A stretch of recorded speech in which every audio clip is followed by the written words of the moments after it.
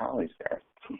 Carrie has 30 years of experience promoting increased recycling of organics through education, research, and advocacy. Carrie has worked for the US Composting Council for nearly 8 years and is currently the Director of Education and Annual Conference. So please join me in welcoming Carrie, and we'll go ahead and pass it over to you, Carrie. Thank you so much for being with us today. All right. Well, thanks, Danny. How do I sound? Sounds nice and clear. Thank you so very much. You're welcome. Well, welcome everyone. Whether good morning, good afternoon, good night if you're calling from someplace far away. It's a pleasure to be here. As Danny mentioned, I am with the US Composting Council. I do our education programs, also put on our annual conference. More important maybe for today, also, I grew up going to camps. My kids all went to camps. My wife worked as a camp nurse, so we're thoroughly embedded into camp culture and was happy to accept Danny's invitation to present today. So I'm going to be talking about kind of the basics of composting.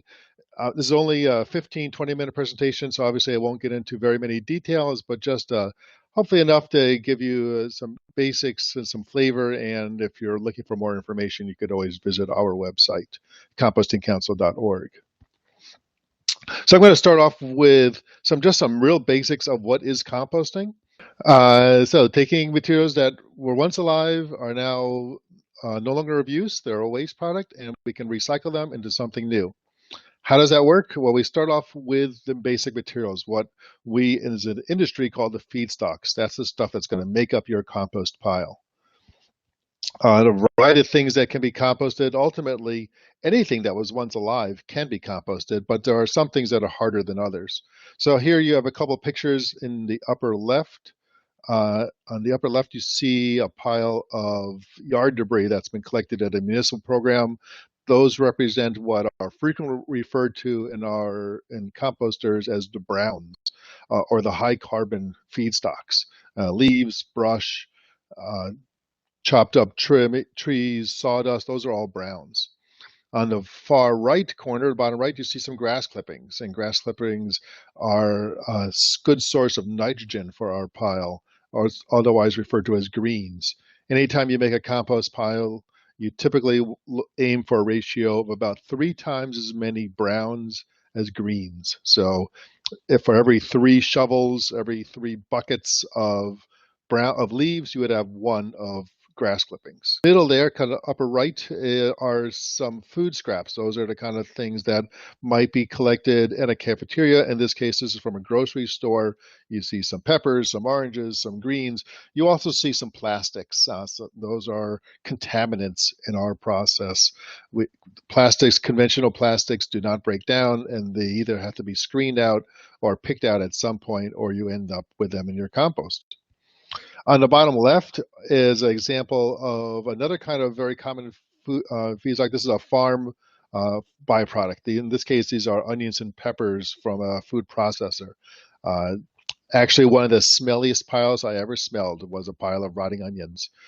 But again, can be included in composting and make a good source. Lots of water in any kind of leftover fruits and vegetables, which are good for our compost piles. Some other examples, upper left-hand corner, you see some horses in front of some straw. That represents our manures. Horse bedding, horse manure, chickens, hamsters, goats, whatever, any kind of animal manure other than things that come from dogs or cats or other carnivores are great things to add into our compost piles. Some things like horses tend to have lots of browns already mixed into them. Others tend to be just more pure manure, and so really are a green, a high nitrogen material. Like in the middle there on the bottom is a bucket load of animal parts, actually from a butchery in upstate New York at a local college up there, where they take the leftover meat from their slaughterhouse and add it and compost it. Now if you've taken any classes on home composting or backyard composting, you would have heard to not include meat and dairy in those piles. And that's not because they can't be composted, but because they tend to attract pests. But at a larger scale, at a at a commercial composting scale or even a community composting scale, a camp scale, depending on your size, perfectly compostable materials, lots of nitrogen, uh, but have to be handled properly. My upper right corner, the oranges are in a container that was marked for collection from on a street, on a curbside collection program in Southern California, and just brings up the idea that what's one person's food waste is another person's yard waste. And you also reminds me to mention that another myth or another warning you may have heard is to not include citrus in your compost, and that's really a myth. Citrus compost just fine. And then on the bottom right corner, you see a slide that's actually a photo, a sign from University of San Francisco in their cafeteria, and they're letting people know what's included in their compost program. In this case, not only the food, but paper cups, napkins, paper boxes, things like that.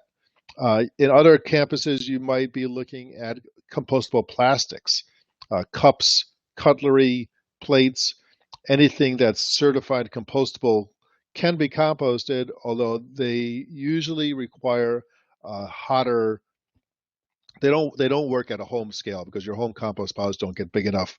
At a camp scale, they certainly can work as long as you don't be fooled into buying something that says biodegradable but is not certified. And so you always want to look for the certification. In this country, that would be the BPI certification. Again, if you're looking for more information on that, my contact information is provided. So those are our feedstocks. The next thing we need to break down these feedstocks are the microorganisms. The microorganisms are our workhorse. They're our microherd. They're the things that are actually doing the work for us. And they come with the feedstocks. Everything that you add into your pile will already have microorganisms on there. You could also add microorganisms by recycling some of your old compost back into your next compost pile. Great source of microorganisms already adapted to your situation. These include bacteria. Bacteria are the workhorse of our system. They break down the fats, the sugars, the starches, the proteins, and they produce the heat that a compost pile can generate. But they can't do everything. We also need fungi that can break down lignins and cellulose and things that bacteria can't break into on their own. Very important, especially during the curing process of our compost. And we talk about composting as having two main phases: the hot phase, the active phase, the thermophilic phase. All those things mean the same thing. And then the cooler curing phase, and that's when the fungus can really break down some of the tougher materials. And finally, we have these things that are kind of in the middle, actinomycetes. They're kind of hybrid between bacteria and fungus. You can see on these micrographs there are a chain of individual cells making a long filament. Actinomycetes also are important in breaking down of cellulose and lignin. They also are responsible for the good odors of compost. Sometimes compost has bad odors, sometimes it has pleasant odors, and the pleasant odors would come from these guys, the same organisms that make the smell on a forest floor after a rainstorm, because they're very active in that duff layer of the forest. So we've got feedstocks of microbes. What else do we need? We need oxygen and water, two critical pieces to make the compost pile work. Moisture is important. Water is important because microbes need water to live. And the bacteria actually live in water. If you looked at a piece of composting material up close, you would find that the bacteria live in a very thin film of water that surrounds every particle in your compost pile. And so they need water to live as well as for their own life processes. So we want to aim for a pile that's about 50% water. 45 to 60% is a perfectly good range. You can tell if you're in the right range by giving it a squeeze. If the material feels dry, if it doesn't feel like there's water in it, it's dry and it'll be too low. And those microbes, especially the bacteria, will be slowed down. On the other hand, if you can squeeze out more than a couple of drops, you're too wet. And that's going to have other problems, which I'll talk about in a minute. It's also important to know that composting consumes water as it goes, that the microbes are always giving off moisture, just like we give off water vapor in our breath. microbes give off water vapor as they respire, and so over time your pile will dry down unless it's getting rained on or you're adding water to it. So that's water. The other thing that oxygen that the pile needs is aeration. Aeration provides oxygen. Oxygen is critical to your pile because the microbes will be much more efficient in a high oxygen environment. So our air that we breathe is 21% oxygen. As it enters the pile, it gets used up. It drops down to 18, 15, 10, 5. As long as you're up in that range, you're doing fine. Once it drops down into the 1% range, and you wouldn't know this unless you have an oxygen meter, but you would also know it because of odors. So when the microbes don't have enough oxygen, they switch to anaerobic respiration, and that causes odors. And so most odors are caused because there's not enough oxygen getting into the pile. We control oxygen, we call aeration, primarily by the feedstocks. That is, if you have chunks of material, sticks, branches, things that are going to hold up the pile and create pore space, that's going to allow air to penetrate. If it's compacted, then the air can't get in. And if water is filling up all those pores, if you're over that 60, 65% range and all your pile is sopping wet, air can't get in. And so most compost piles are aerated just by diffusion. And that's the simple process of warm air rising by convection. And that as that air rises, that's going to create a very slight vacuum, which will then draw cooler air in. Some composters go to a next step. Instead of relying on this convective current, they will actually blow air. And they can blow air in a positive mode, which is here you see a fan blowing cool air into the middle of a pile, which then comes out as warm air. Or you can do it in the reverse. You can actually pull air into the pile and then suck it out through the fan and that the advantage of that is that you can then treat that stinky air. The disadvantage is that it costs more money. It's harder to run a fan. There's more wear and tear on a fan. So, but the advantage again is that you can control odors even more. And so now we've added the 4 critical ingredients to our pile: the feedstocks, the microbes, the oxygen, and the water. What do we get out? Well, we get out compost for sure. That's what we're doing here. And as we're doing that, the microbes are giving off water vapor, as I mentioned. They're giving off carbon dioxide, just as we give off carbon dioxide in our breath. Microbes give off carbon dioxide and heat that is microbes every time they break down and respire, they give off a little bit of heat. The compost being a good insulator, that heat will build up in the pile until it reaches some kind of equilibrium. And heat is good because all these things happen faster at higher temperatures. So we like a hot compost pile. And finally, we might get odors out of our pile. Odors are always part of the composting process. There is no way to not have odors in the pile. However, we can work hard and we can be successful at keeping the odors in the pile and not having them create any nuisances. And that's part of the art and science of composting, is knowing how to do that. So one of the basic realities is that regardless of scale, whatever scale you're working at in your composting, these 4 critical features, the feedstocks, the microbes, the air, and the water, have to be maintained and have to be attended to. And just a few examples of some different scales of composting. The home scale on the left here, you see a nice 3-bin system. Typical for a kind of aggressive home composter would have something like that. On the right, though, is a simple pile, and that's a perfectly acceptable way to make a compost pile, is to not have it contained if you've got the room to do it, if you're not worried about keeping out pests and things like that. And this is a farmer in Oregon who's taking some food processing, I think farmers market residuals. Some more advanced systems on the left is kind of a 3-bin system on steroids. This is for a horse farm, and he's actually blowing air through. You can see those white pipes on the left there. So those are allowing air to blow in through the bottoms of these piles.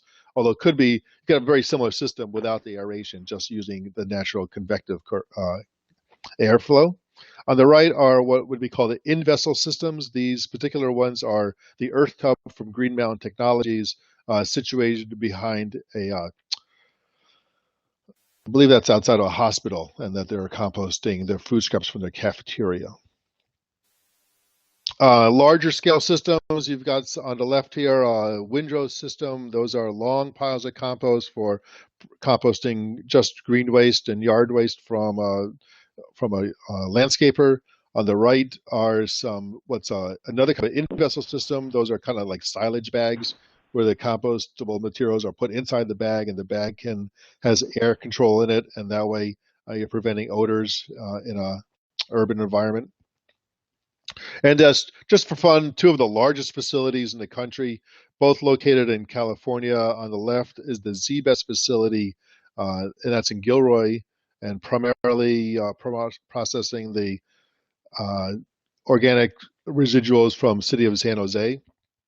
And on the right is the Inland Empire compost pond that's completely, so on the left it's an outdoor system, on the right is a completely enclosed indoor system that actually was an IKEA warehouse, distribution warehouse that was refurbished.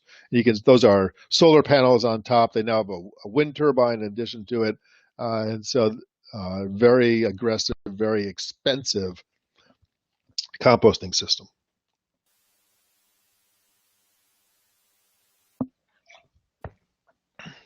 And the one exception to the rule that these same four parameters have to maintain or other scale, the exception to that rule would be vermicomposting. I'm not going to talk about vermicomposting today. Danny will a little bit at the end, but I do want to recognize it as an excellent technique. Because you're dealing with larger organisms, worms versus microbes, they are more sensitive to the conditions. They will leave if things go wrong, whereas the microbes will stay there. But worms have the great ability that under the right conditions can actually eat half their weight every day. And so imagine, if you weigh 200 pounds, you'd be eating 100 pounds a day and not gaining weight. And these worms, if there's 20 pounds of worms in that bin, they could be eating 10 pounds every day. Enough on vermicomposting for me. So I just want to conclude with a couple comments about why we're bothering at all, what's the advantages of composting, and I'm going to cover three of them. First, I'm going to talk about biosecurity. So biosecurity means that composting helps prevent spread of various things. It helps prevent spread of disease, human diseases, plant diseases, or invasive species. You may have heard or remember the situation where a few years ago where spinach there was a 017H, there was a bacterial E. coli contamination in spinach and caused millions of dollars of damage and actually killed several people. At first, compost was blamed for that because the spinach grower had spread compost on his fields. In the end, though, compost was the only thing that was definitely eliminated as a cause. And now the growers of these leafy greens, if they want to add organic matter to their soil, it has to be composted first. And so it's recognizing that composting kills disease pathogens. It helps protect us from those. Another really important feature of composting is landfill diversion. So keeping organics out of landfills, first of all, it saves the camp money because instead of paying for disposal, you're managing it on site. Second, it benefits the landfills and it benefits us as a society because landfills are expensive, they're hard to site, and so the more we keep stuff out, the longer they last. And really important is that organics going into landfills are the cause of methane, that is a powerful greenhouse gas. Organics themselves do not have methane. It's only when they break down under the anaerobic conditions, like in a landfill, that methane is created, and some of it will always escape, and that's a powerful greenhouse gas. So by keeping organics out of landfills, we are helping to reduce global climate change, or greenhouse gases that lead to climate change. And just to wrap up here on the benefits of compost use, to why we're going through all this trouble ultimately is to make compost. Compost has tons of benefits. I don't have time to go into that today, but it helps our soils be more healthy by increasing their life. It helps the plants that grow in those soils be more healthy. It helps us with our water management because soils with increased organic matter can accept water faster, preventing runoff and pollution, hold water longer, so it helps address drought issues. And then finally, compost, some of that compost, and we're learning more and more about some of that, how that compost can be permanently stored in the soils and help sequester carbon, again, addressing climate change. So I've gone a little bit over my time period. I apologize for that. But thanks for your attention. This is my final slide here, composting at a camp in Texas. I just like the way they kind of laid out their instructions right there in front of the compost bins. So with that, I will turn it back over to Danny. Awesome. Thank you very much, Carrie. We greatly appreciate your participation today. Some wonderful information as well. And we see that, there's a lot of information to take in when it comes to composting. And, one of the mottos or the things that I say a lot at Green Camps Initiative is that there's not one model of sustainability that's going to work for every camp. And so the first step is to really educate ourselves and understand how each camp can function and what those